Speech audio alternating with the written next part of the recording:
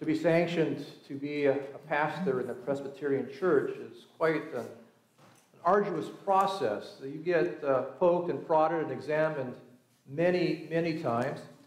You go through psychological testing. You meet with a committee from what's called our presbytery who kind of discern your maturity, your theological underpinnings, your sense of whether or not you are mature enough to be a pastor.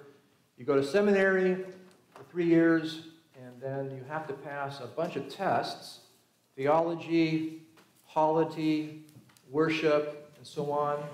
You have to show that you can have some proficiency in a dead language, either biblical Greek or Hebrew. And then finally, the last step is you stand before about 100 people usually. They're called presbyters, elders and pastors, who can ask you anything they want. It's a theological examination. And they can ask you about your understanding of baptism. They can ask you whether you think God can make a rock so big God can't lift it. They can ask you, is God, how can a loving God allow evil in the world? Anything that they want to ask you theologically to show that you can think theologically in a way that you are then released to preach in a congregation. And I thought of all that rigmarole and testing that happens for those who want to be pastors as I was reading a story again in the Gospel of John where an impromptu theological examination takes place. Jesus is going to be examined by some folks who decide they want to put just one question to him. It's a profound story that has so many layers of meaning. I invite you again to open your hearts and to hear the story from John's Gospel. Early in the morning, Jesus came again to the temple. All the people came to him, and he sat down and began to teach them. The scribes and the Pharisees brought a woman who had been caught in adultery. And making her stand before all of them, they said, Teacher, this woman was caught in the very act of committing adultery. Now, in the law, Moses commanded us to stone such women. Now, what do you say? They said this to test him, so that they might have some charge to bring against him. Jesus bent down and wrote with his finger on the ground. When they kept on questioning him, he straightened up and said to them, Let anyone among you who is without sin be the first to throw a stone at her. And once again he bent down and wrote on the ground. When they heard it, they went away one by one, beginning with the elders, and Jesus was left alone with the woman standing before him. Jesus straightened up and said to her, Woman, where are they? Has no one condemned you? She said, No one, sir. And Jesus said, Neither do I condemn you. Go your way, and from now on, do not sin again. May God bless to our hearing and to our living this reading from God's holy word. Now, some of you might be having a case of deja vu, those who were here last Sunday or perhaps watched last week's service. This same passage was used, so you're not losing your mind.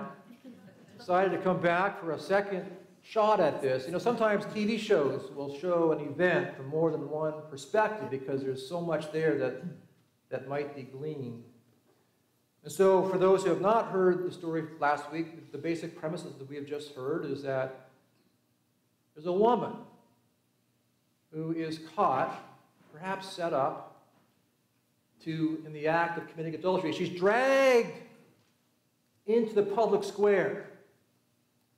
And she's deposited right in front of Jesus, right in the temple courts, because the scribes and the Pharisees, the religious leaders, are trying to put a test to Jesus. One question, it's pass or fail. There's a whole lot riding on it, though. Maybe even Christ's life or death, because they understand that if he were to condone the stoning of this woman, the execution of this woman by enforcing the law of Moses, that he would be discrediting himself in the eyes of those who are on the receiving end of such scrutiny and brutality, religious violence. On the other hand, he says, no, no, no, let her go. Then he is publicly denying the law of Moses, which opens him up to a charge of heresy, of being a lawbreaker, and he then could be arrested. So they figure, either way, we got him. And as John tells us, Jesus, of course, finds a way out of the predicament by inviting them to do some of their own pondering. Now, the woman who is at the heart of the story, we don't know much about her, do we?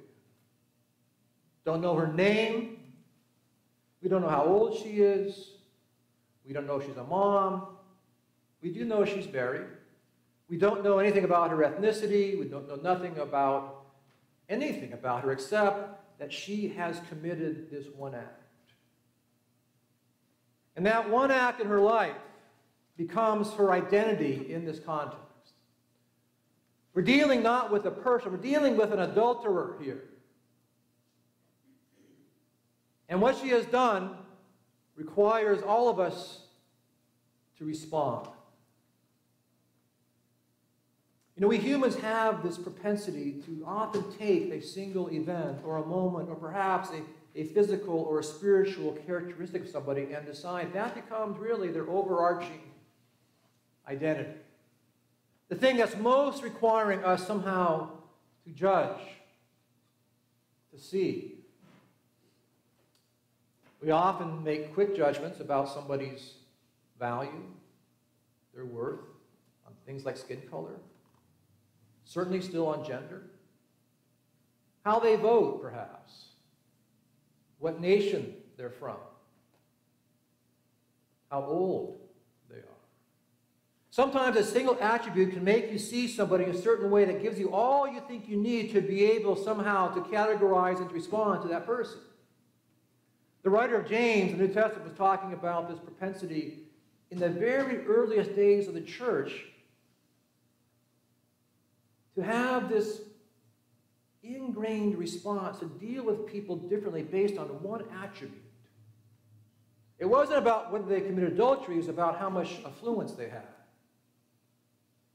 So John is taking a look at the practices of the early church, and he writes, suppose a person comes into your meeting wearing a gold ring and fine clothes.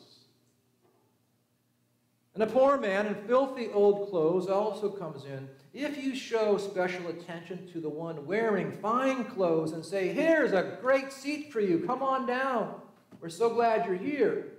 But you say to the poor man, you stand there or sit on the floor by my seat. Have you not discriminated against yourselves, among yourselves, and become judges with evil thoughts?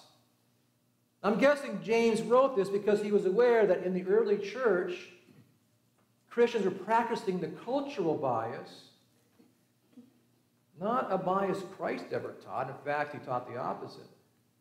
That those who have much, who have many resources, should be treated, are meant to be treated, are used to being treated better than those who have little. Those who come in looking dirty or smelly. We certainly look at homeless people differently than we look at CEOs, for example. And yet James says that when we make this discrimination amongst people in such a way, he says that we have engaged in evil thoughts. It's a pretty stark judgment. Those are evil thoughts. Not just unfortunate, but those are thoughts that are evil. Why? Because they are directly in opposition, right, to the way that God thinks. The way that God thinks is that every person, again, has been infused, created, endowed with incalculable value because I've made them. And nothing that any human being can do can raise that value or lower that value. It is a static number that can't be topped or lowered. We don't have that permission, ability to do that. Every person has that. And yet we are so prone again to deciding, well, maybe the way God set it up needs some fine-tuning, some adjusting. And so we do look often at people with wealth different than poor people, or black people from white people, or men from women, right? Depending on where your nation is from. And sometimes those impulses get baked into not just personal interactions, but into systems, for example, of justice. And so those who have more means usually come out of a justice system issue with a better result than those who don't have money to afford an attorney, for example. It's often the case that we find that certain attributes carry a lot of power as we move through our lives as human beings. An example is in this story, again. We see a bias at work here. Because last time I checked, I'm pretty sure that adultery requires two people. Right? Somebody else was in that room, and they dragged her out of it. But there's no mention of him. He's nowhere to be found. Imagine that. As that old American Express commercial used to say, membership has its privileges. And being a male has had great privileges. In Jesus' culture, perhaps even higher levels of patriarchy. So being a man provided a sense of mercy, compassion, exclusion. We're not really concerned about you. You go on your way. Now we're taking you with us. And again, they drop her there before Jesus. So these Pharisees and these teachers of the law, these folks who wear the garments of religious professionalism, they're used to being the ones who look out and decide, you have value, you don't. Yes, you, not you. They have this category of sins that they carry around and they enforce to make sure that everybody knows their place in the pecking order at which they are occupying the top rung. And so they feel free to drag this person, embarrass her, humiliate her, to use her in a plot against Jesus. They're not even that concerned about her, probably. They just want to get at Christ, and so they're using her in that regard. And so Jesus skillfully says, well, let's change the perspective here. Let's change the pecking order. What if we were to look not at her from your exalted place? What if you were to look up to the only one who really has the power to judge? What if you were to look towards God and you ask yourself, how are you doing living up to God's standards yourselves? Let's move from her to the Lord. And they stop for a second, they do ponder, they do realize, oh, well, things do look different in that way. They drop their stones and they walk away. And after they walk away, Jesus says to this woman, "There's no one left to condemn you?" No, no one. He says, "I don't condemn you either. Now, here's the thing. I want you to go on your way, but do not sin again." In some ways, I think what Christ is saying here is that you were spared a violent death today by people who were going to execute you in a cruel and inhumane way. But to really live the life that God wants you to live, it's not enough that you've been spared from dying today. What you really are invited to do is to live in a way where you stop doing violence to yourself. You can't keep thinking of yourself and acting in ways that are less than how God sees you. The reason that you were in the situation is because you saw yourself not as somebody who was worthy of being treated and living as a daughter of God.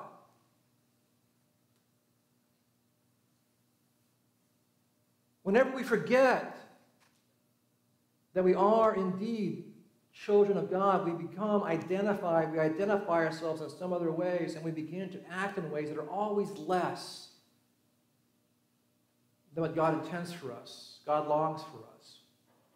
We begin to act in ways that hurt ourselves and other people in the world. The writer John Deere, in a book called The Nonviolent Life, writes these words. He says, "Violence is forgetting who we are." I love that. Violence is forgetting who we are. It involves the rejection or forgetting of our ultimate identity, who we are in relation to God. And once we reject who we are, forget who we are, or fail to recognize who we are, we easily do damage to ourselves and others because we have lost ourselves. I love that. We have lost ourselves in the chaos of meaninglessness. I think there's so much truth in that violence is forgetting who we are. And once we forget who we are, or reject it, or maybe don't even understand it, we begin to act in ways, again, that can create such harm. Because we're always acting from a lesser place, narrower ground. Whenever we act, for example, from a place of, well, my ego needs to be satisfied. Or I don't like the fact that that person voted that way. Or I am not happy about that or about that. And we begin to make judgments based upon our own smaller self-understandings. Groups that we identify with instead of God. We trade in this sacred endowment of value for something so much less. It's sort of like the Old Testament story where Esau trades in his birthright for a bowl of soup. He trades in his God-given wealth, from inheritance from his father, for something that will just get him through a moment, and he's considered a fool for trading in something of such value for something so much less, and yet it's so easy to do that. I'm primarily this, I'm primarily that, I'm primarily Republican, I'm primarily a Christian, I'm primarily an American, I'm primarily... And God says, you are so much more than that. You are my son, you are my daughter. I want you to live that way. You'll be happier, the world will be safer. Peace can take place. Jesus kept calling people to a deeper sense of understanding who they are, and the teaching that I know that I repeat over and over again, because for me it's the high watermark of the Christian faith. Jesus says, you've heard it was said, love your neighbor and hate your enemy. I know you've been conditioned to think that way because you think that your primary identity is by being a member of a tribe or a nation. And so you decide, well, these people are my people, so I love them. Those people are not my people. My people hate those people, so I can hate them because I'm primarily this person. I have this identity. And Christ says, no, here's the thing. I want you to love even your enemies. Why? Because that's how God thinks. When you act and think the way God does, then you're actually living in your identity as a son or a daughter of God. He's trying to elevate their understanding of who they are, to let go of the false identities that so easily claim us. Because it's only when we really begin to have the lights go on, oh my God, I'm a child of God. I'm a child of God. And the power of that and the meaning of that begins to infiltrate into our values, into our minds, into our decisions. We begin to then act in ways where God says, yes, that's it. That's it. Love that person. Forgive even that person. Pray for that person that persecuted you. Why? Because you're my son, you're my daughter, and that's what I do. And that's what you were meant to do, always meant to do. When I first thought of you before I formed the world, you were meant to do that, to live that way. And yet we forget over and over because we live in a world that doesn't believe any of that. Thinks all that is crazy. Now, in our world, we kill our enemies. We malign those we don't agree with. We ridicule those who vote differently. We don't believe any of this culturally. Which is why the church has such a hard job to try to find a way to embody this in a world that says that's not true. None of that's true. If it were true, we would create not a Department of Defense to kill enemies, but a department of trying to teach people how to love enemies. I just can imagine how that would be like. Let's figure it out. Now we got to slaughter them. That's what we do. It's the only way we can figure this out. We don't see them. We don't see them. We don't believe that they're children of God. And sometimes we do this to ourselves so easily. I remember one time I was I'm a recovering perfectionist, and I can work myself into a lather of self-condemnation. My inner critic can just sit in a chair and just take out a pound of flesh. And one day, I don't remember what I did. One day I did something and I thought, that was not right, that wasn't good, that was not. And I found myself just letting this inner critic just fill me with self-contempt.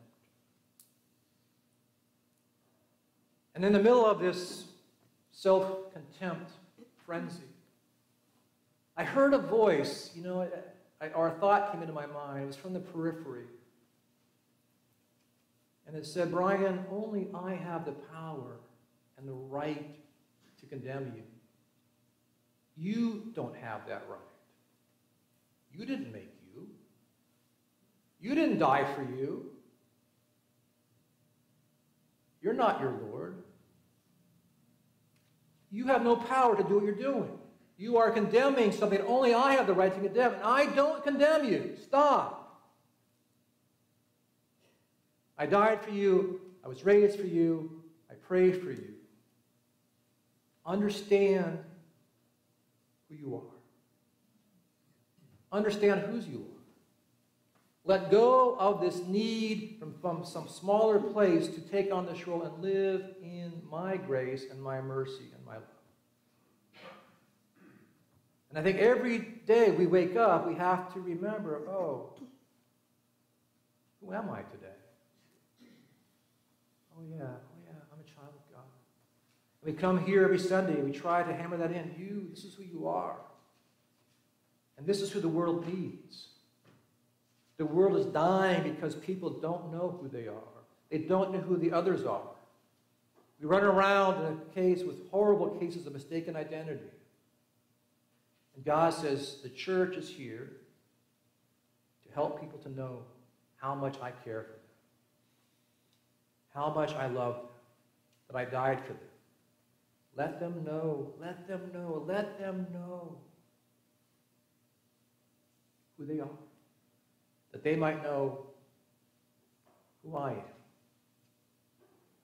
And it is to this great God who calls us all to live as God's beloved children that we give all praise and honor and glory, today, tomorrow, and indeed forevermore.